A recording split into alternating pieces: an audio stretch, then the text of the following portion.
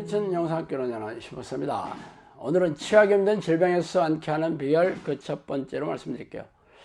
먼저 맹목적인 믿음을 버리고 최선을 다해 의사와 약을 신뢰하라는 것입니다. 예전에 제 지인 중에 병원에도 가지 않고 약도 먹지 않고 오로지 하나님의 믿음으로 고치겠다는 사람이 들어있어 심지어는 간호사의 신분으로 유방암을 조기에 발견했음에도 불구하고 믿음으로 고친다면서 병원에서의 치료를 거부하고 간절하고 희생적인 기대에 전념했지만 끝내 세상을 떠난 이도 있습니다. 이처럼 견고한 믿음이라면 하나님의 도우심과 치료가 신속해야 할 텐데 실망스러운 결과가 적지 않아요. 믿음으로 질병을 모두 고친다면 성경에서 치료 행위를 하라고 할 필요가 없었을 것입니다. 그렇지만 야고보서 5장 14절에는 기름으로 바르며 기도하라고 권고하고 있죠. 그 당시에 기름을 바르는 행위는 민간에 생겨진 주요한 치료 행위였습니다. 놀라운 기도 능력의 소유자였던 바울은 믿음의 아들 디모데에게 보낸 편지에서 위장병과 자주 나는 병을 치료하는 방법으로 포도주를 사용할 것을 권유하고 있습니다. 바울의 철이라면 전능한 하나님의 능력에만 의지해야 할 것이 당연하게 여기는 사람들에게는 다소 의아스러운 권고가 아닐 수 없습니다. 맹목적인 믿음과 지혜를 구별하는 잣대는 사람이 할 일을 해야 하는 것에 있습니다. 병이 생기면 병원을 찾아 성실하게 치료받으며 정성과 약을 복용해야겠죠. 그렇지만 그게 전부가 아니지 않습니까? 아무리 치료를 잘한다 하더라도 결과가 나올 수 없어요. 그래서 믿음이 필요한 것이고 하나님의 도우심을 바라야 하는 것입니다. 사람이 할 일을 하면서 믿음으로 하나님의 도움을 간절히 요청하는 것이 건강한 믿음이에요. 자신이 할 수 있는 일조차 하지 않으며 기도에 매달리는 것은 맹목적인 믿음에 불과합니다. 자칫하면 하나님을 시험하는 위험한 신앙으로 변질될 수도 있어요. 그러므로 질병에 걸렸다면 즉시 병원을 찾고 진단을 받아 의사의 치료에 따르며 처방에 따라 약을 복용해야 하는 것이 기본적인 상식이겠죠. 그리고 강력하게 질병의 치유를 하나님께 요청해야 할 것입니다. 또한 기도에 대한 응답으로 능력 있는 의사와 효과가 탁월한 약을 신속하게 보내줄 것을 굳게 믿어야겠죠. 두 번째는 자신의 질병이 하나님의 징계라는 죄책감을 버리셔야 합니다. 구약시대는 질병이 하나님의 명령을 거역한 이들을 징벌하는 수단으로 삼기도 했어요. 물론 지금은 그런 하나님의 방법이 완전히 퍼지는 것은 아닙니다. 그렇지만 신약시대는 죄악에 대한 저주나 징벌로 개인에게 질병을 내리시는 경우가 흔하지 않아요. 이 시대에는 패역한 자들의 향해서도 어둠에 내버려 두시고 심판의 날까지 기다리시는 게 일반적인 하나님의 방식입니다.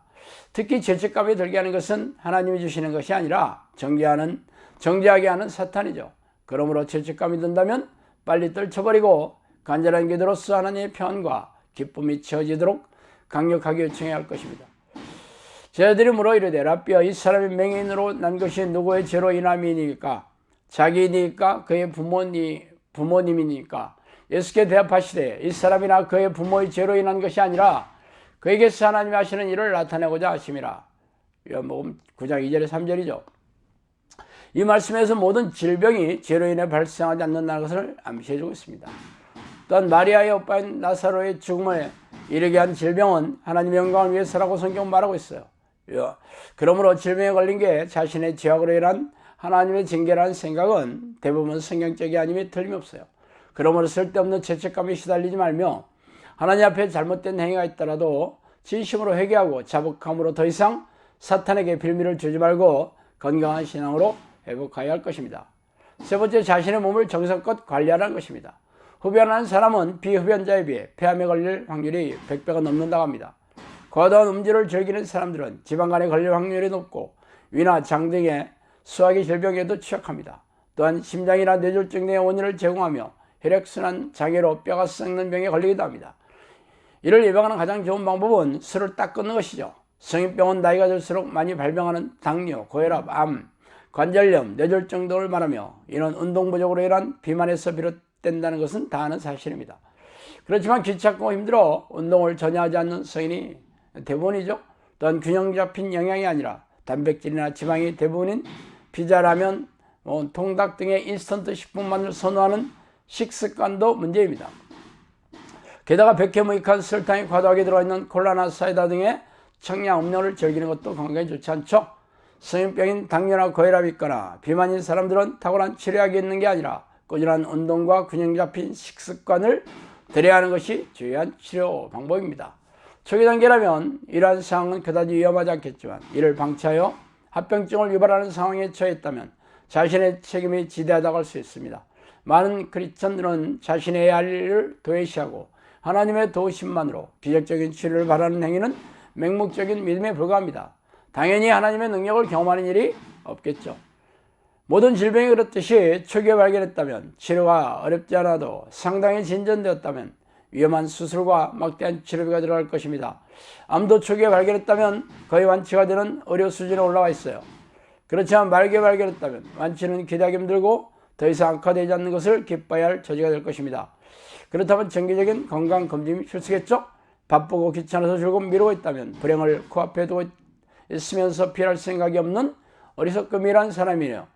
하나님에게서 받은 몸을 게으르게 방치하고 있음을 스스로 인정하는 것입니다. 또한 만성 피로는 만병의 근원이죠. 충분한 수면과 휴식은 몸의 면역력을 높여주어 건강한 몸을 유지하게 해주는 근원입니다. 그렇지만 탐욕을 앞세워 오직 일밖에 모르는 워커홀릭 이거나 게임이나 오락 등의 쾌락에 빠져 몸을 돌보지 않는 이들은 온갖 질병의 온상이 될 게 분명합니다. 크리스찬이라면 자신이 하나님의 소유임을 인정하면서 자신은 관리자에 불과하다는 것을 받아들여야 합니다. 그렇다면 하나님의 소유인 몸을 잘 관리하여 건강하고 청결하며 좋은 컨디션으로 하나님의 영광을 위해 살아야 할 것입니다. 네 번째로 노년에 찾아온 질병은 친구처럼 얘기합니다.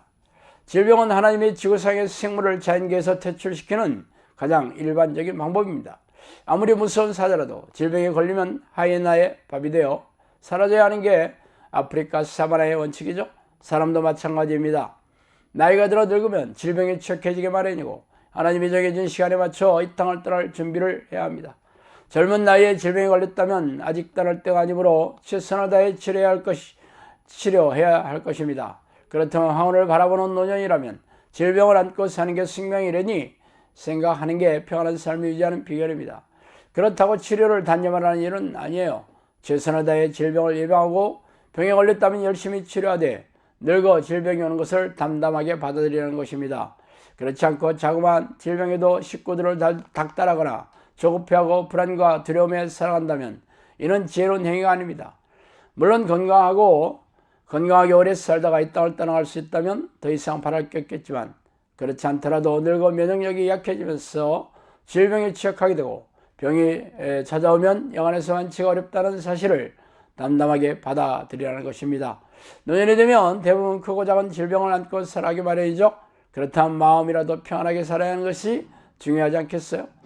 그렇다면 노년에 찾아온 질병을 불안과 두려움으로 바라보는 태도를 버리고 오랜 친구처럼 자연스럽게 받아들여야 할 것입니다. 하나님이 정한 자연의 법칙을 아무도 거스를 수 없기 때문이죠.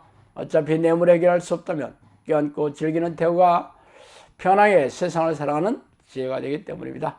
자, 오늘은 여기까지 하겠습니다. 감사합니다.